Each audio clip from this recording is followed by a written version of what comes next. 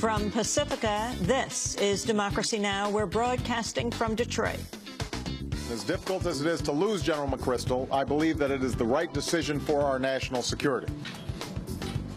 The conduct represented in the recently published article does not meet the standard that should be set by a commanding general.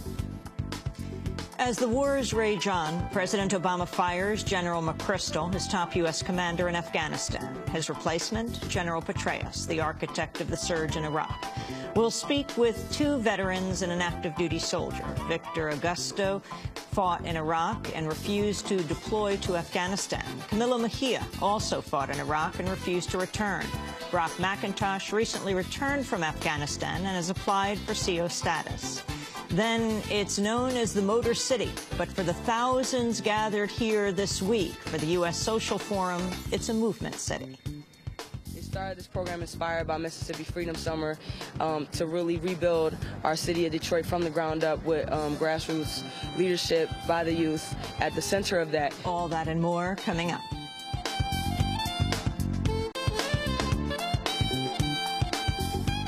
Welcome to Democracy Now!, democracynow.org, the War and Peace Report. I'm Amy Goodman. President Obama's fired Afghan war commander General Stanley McChrystal after McChrystal and his aides made disparaging remarks about top administration officials in an article published this week. Obama announced the firing shortly after meeting with McChrystal at the White House. And as difficult as it is to lose General McChrystal, I believe that it is the right decision for our national security. The conduct represented in the recently published article does not meet the standard that should be set by a commanding general. It undermines the civilian control of the military that is at the core of our democratic system. And it erodes the trust that's necessary for our team to work together to achieve our objectives in Afghanistan. General David Petraeus, head of the U.S. Central Command, as McChrystal's replacement. Petraeus oversaw the so-called surge in Iraq. McChrystal's firing comes just as June has become the deadliest month for U.S.-led NATO occupation forces in Afghanistan since the invasion nearly 9 years ago. The Associated Press reports 76 international troops have died this month, including 46 Americans. The toll surpasses the previous monthly high of 75 troop deaths in July 2009. We'll have more on the McChrystal firing and the Afghan war after headlines. The oil spill in the Gulf of Mexico became dramatically worse Wednesday after a robotic submarine crashed into the containment device that had been siphoning off gushing oil.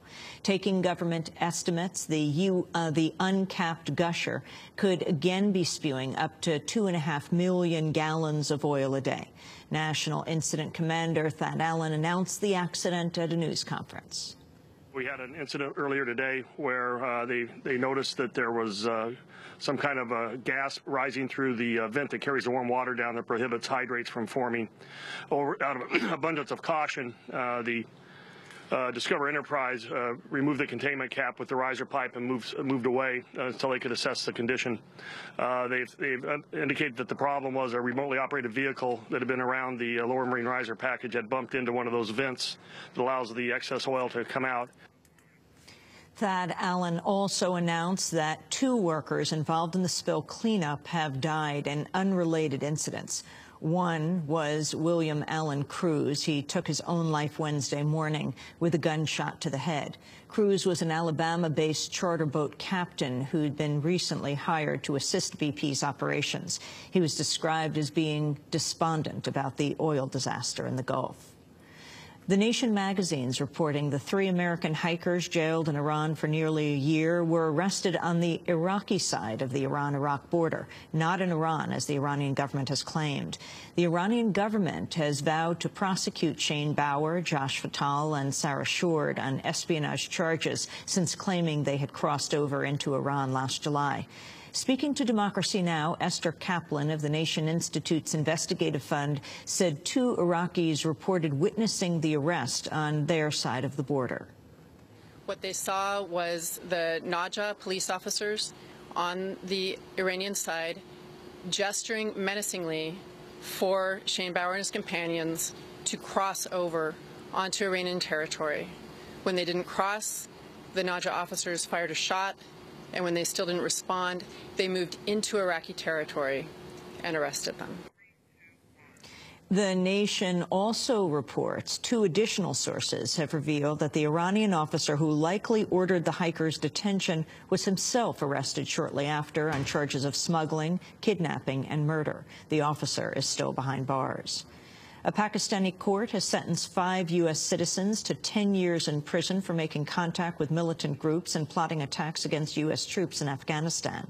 The 5 all-male students in their 20s were arrested in December shortly after arriving from the United States. They've claimed they've been tortured since their arrest and had traveled to Pakistan only to help provide financial and medical support to fellow Muslims in Afghanistan. Defense attorneys say they plan to appeal. The Obama administration has awarded a second contract to the private military firm Blackwater in less than a week. The Washington Post reports Blackwater's landed a $100 million deal to guard CIA facilities in Afghanistan and elsewhere. The news comes just days after Blackwater offshoot U.S. Training Center won a $120 million contract to guard U.S. consulates in 2 Afghan towns. At a hearing of the Federal Commission on Wartime Contracting in Iraq and Afghanistan this week, a top State Department official was repeatedly asked whether Blackwater's past performance, notably the massacre of 17 Iraqi civilians in September of 2007, had been factored into the decision to grant it a new contract. The official, International Programs Assistant Director Charlene Lamb, initially claimed Blackwater's past performance was weighed equally with 2 other factors. But after conferring with a colleague following additional questioning, Lamb retracted her statement. Let us get back to you. We were not prepared to answer that question today, and this is out of my ballpark. So you don't have any idea what the relative weight was? I don't want to guess, sir. Please. The Israeli government has launched a spy satellite apparently capable of monitoring Iran. The Horizon 9 satellite was launched this week from a southern Israeli military base. The launch comes shortly after the former head of Israel's Mossad intelligence agency said Israel should launch a military attack on Iran.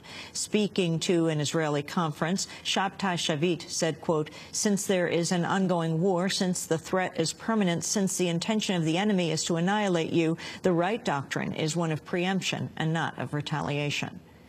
A new poll shows a majority of Palestinians in the occupied territories support reaching a peace agreement with the Israeli government. According to the Norwegian-based group FAFO, 73% of Palestinians in both the West Bank and Gaza say they support negotiations with Israel, but that the talks should be preconditioned on settlement freeze.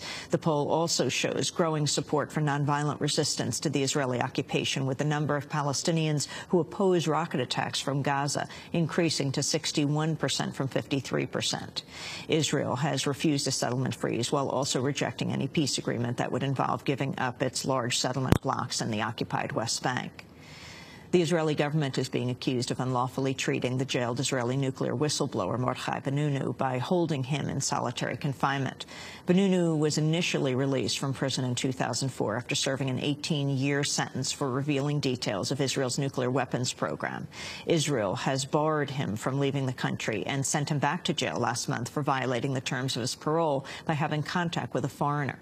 In a statement, Amnesty International said, quote, "Benunu suffered immensely when he was held in solitary confinement for 11 years after his imprisonment in 1986, and to return him to such conditions now is nothing less than cruel, inhuman, or degrading." In Sweden, Swedish dock workers have launched a week-long boycott of all ships and goods originating from or destined to Israel. The Swedish Dock Workers Union had announced the action shortly after the Israeli killing of 9 activists and its assault on the Free Gaza Movement's aid flotilla last month. The dock workers' protest will take place at all unionized Swedish ports until Tuesday. It comes days after hundreds of Bay Area peace activists temporarily prevented an Israeli ship from unloading its goods at an Oakland port after the local longshoremen's union refused to cross their picket line. The United Nations is renewing calls on the nation's richest countries to meet their pledges on tackling global poverty and hunger ahead of the G20 summit in Toronto. President Obama is among the world leaders headed to Toronto on Friday. UN Secretary General Ban Ki-moon said the global financial crisis shouldn't excuse